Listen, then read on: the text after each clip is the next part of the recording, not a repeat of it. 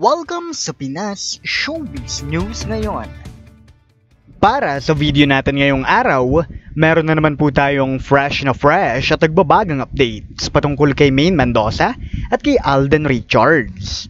Kung tunay mong mahal si Maine Mendoza at Alden Richards at ngayon ka lang nakadalaw o di naman kaya ay naligaw sa channel na ito, please po, i-click mo na yung subscribe and bell buttons para lagi kang updated sa mga kaganapan kina Maine at kay Alden. Ang pag-uusapan po natin ngayong araw ay dalawang bagay. Una po, hindi pala dalawa, tatlong bagay po ito.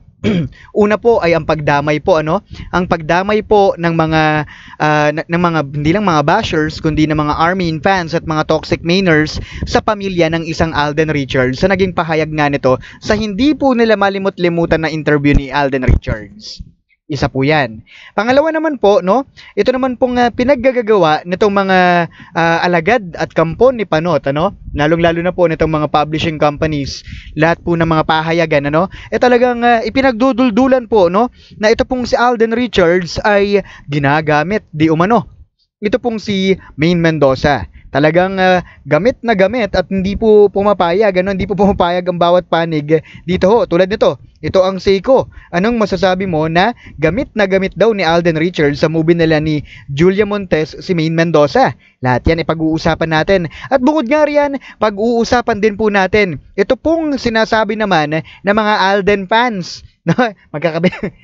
Excuse me, magkakaibang po yan nagkakaibang panig, Ito naman hong panig nitong mga Alden fans, Sinasabi na ginagawa di umanong katulong itong si Maine Mendoza. Bakit nga ba ginagawang katulong?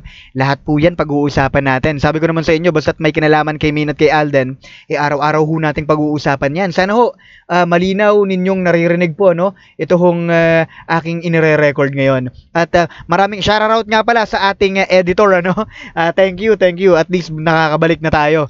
Kasi nung nakaraan, nagka-problema ho tayong technical dahil ho sa ating editor.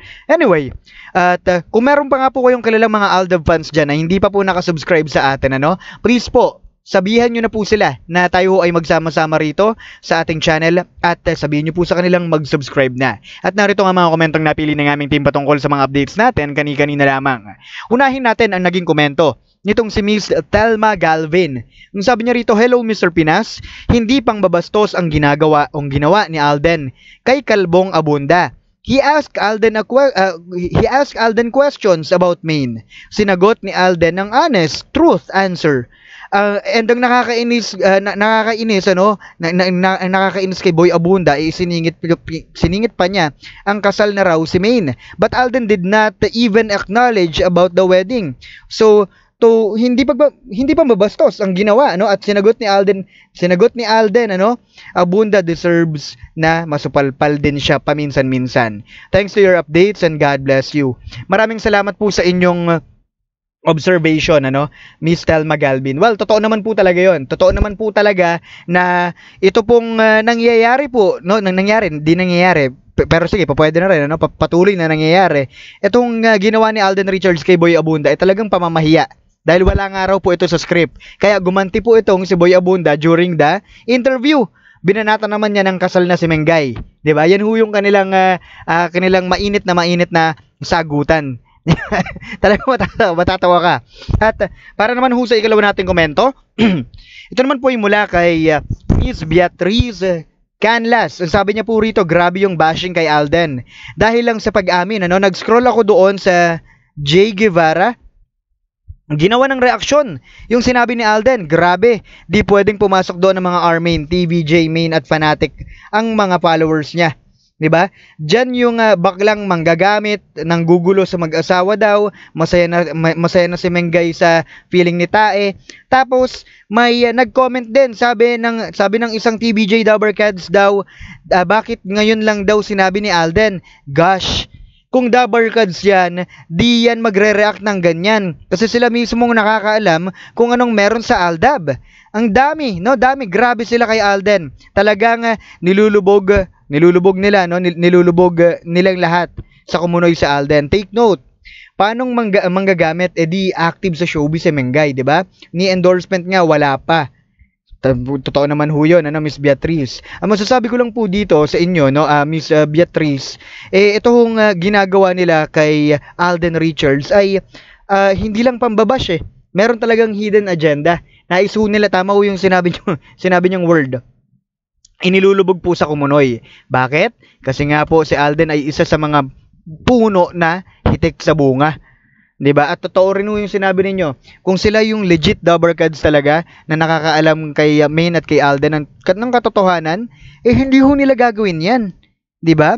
At para naman ho sa ikatlo nating komento, ito naman po ay mula kay Nanay Melly Maningas. Ang sabi niya rito, "Hello Mr. Pinas, salamat nag-update ka ulit. May tanong lang ako. Totoo ba na hindi magkakasama si Main at Alden sa Vivo at ipinalit si Ann Curtis? Kung totoo 'yan, sana wag pumayag si Alden kasi kaya naman siya kinuha ng Vivo dahil kay Main. Kung talagang hindi na sila magkakasama ni Main, dapat siguro umalis na din si Alden." At yun naman ang pagsagot ni Alden na minahal talaga niya si Main, At sinabi naman niya ng ibang mga fans at netizens na ginagamit daw ni Alden si Main para sa movie. Pero ang alam ko, noon pa magkasama pa sila, sinasabi niya mahal niya si Main. Bakit hanggang ngayon ayaw tigilan ng mga ibang tao at fans ang dalawa, ni Alden at ni Main? Thanks Mr. Pinas. Sana mabasa mong comment ko. Tuloy-tuloy na ang pag-updates mo, Ikaw na lang ang inaabangan ko. Well, Nanay Melly Maningas, gusto ko pong i-address itong question ninyong ito, Kaya ho, naiinis sila at nabubwisit sila dito kay Alden Richards is because until now, Alden Richards, wala pa rin po talaga siyang pinakikita. Wala pa rin po talaga siyang sinasabing statement na siya po ay may iba na dahil natapos ho kay Main Yun ho yung huling statement na alam ng madla. 'Di ba? Na ang nag-iisang babae lang ang inamin ni Alden Richards, walang iba kundi Main Mendoza. Yan ang hirap kapag umaamin ng tao. 'Di ba? Hindi pa ngayon full reveal na ginawa ni Alden Richards. Dahil pag ginawa ni Alden Richards ang full revelation na 'yan, lalong manginginig ang kanilang mga tuhod at talagang manginginig po sila sa galit. 'Di ba? Maraming salamat po sa inyong komento at sana po kahit papaano nabigyan ko kayo ng idea dahil gusto nga po nila si Alden magsabi ng ibang babae na ito na ngayon yung mahal ko. Ayaw ni Alden. Kasi nga hanggang ngayon, Main Mendoza pa rin. My goodness, tayo pa bang maglololokohan dito? Hindi naman tayo pinanganak kahapon lang. 'Di ba? Ngayon, pag-usapan natin itong mga umiikot sa sirkulasyon ng mga pahayagan. Ito yung mga pinaggagawa ng galamay ni Panot. Abay, syempre, siya ay nasa Kongreso. Alam naman ho natin yon, di ba? At napakaraming partner na talagang mga pahayagan ito hong isang Panot, di ba? Ngayon, para humakontra upang mapabulaanan ito pong mga pinagsasabi ni Alden Richards dito po sa interview. Yan ho yung ginagawa nilang issue. Ang ginagawang issue ng alagad ni Panot ay napakasimple. Palabasin na itong si Alden Richards ay ginagamit ang isang Main Mendoza para lamang mapalakas ang kanyang movie. Ever since na gumawa ng movie si Alden at Main Mendoza, yan na po ang kanilang pinagkakalat.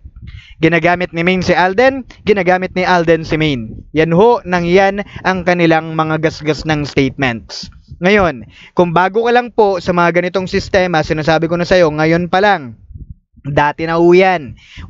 Gasgas at laspag na pong issue yan about Main and Alden. Kaya sana mamatay na yung issue na yan, Wag naman sanang umabot na naman kung saan-saan pa. Ikalawa, pati ho ang pamilya ng isang Alden Richards ay idinadamay na ho nitong hindi ho ng ng mga artista, kung hindi nitong mga fans. Ang sinasabi nila, pagkayabang-yabang daw ni Daddy Bay, pagkayabang-yabang daw ng mga kapatid ni Alden Richards, ang pinakinabangan lang naman daw talaga ay ang isang Main Mendoza. Wala ho kayo sa lugar para ho magsalita ng mga ganyang bagay. Okay? Kung hindi nyo kilala ang isang Alden Richards at ang isang Main Mendoza, better to shut your mouth off. Okay?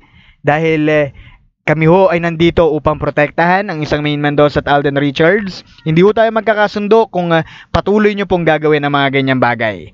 At ang ikatlo naman po nating pag-uusapan, ito naman pong sinasabi ng mga Alden fans kay Main Mendoza, kung saan itong si Main Mendoza ay ginawa na raw pong katulong ng pamilya nila Panot. Okay? Ginawa na raw pong katulungan ng pamilya ni Panot kaya raw wala na raw pumapasok ng mga endorsements at ngayon hindi na kilala ng publiko dahil sa pinaggagawang sarswela. Well, kung yan ho ang nakikita ninyo, bahala ho kayo sa buhay ninyo. Okay? Dahil kami ho rito ay nakafocus lamang po kay Alden at kay Maine Mendoza. Kay Maine Mendoza na palagian pong napakaraming berasyon ng pagmumuka kapag meron pong iba't ibang larawan. Okay? Kung yun po ang mga bagay na yun ay hindi ninyo nakikita, bahala ho kayo sa buhay ninyo dahil kami ho, kitang-kita namin ang mga nangyayari at kitang-kita namin kung paano nila pinagkakaisahan ng isang Maine Mendoza at Alden Richards. Muli ito po ang Pinas Showbiz News ngayon.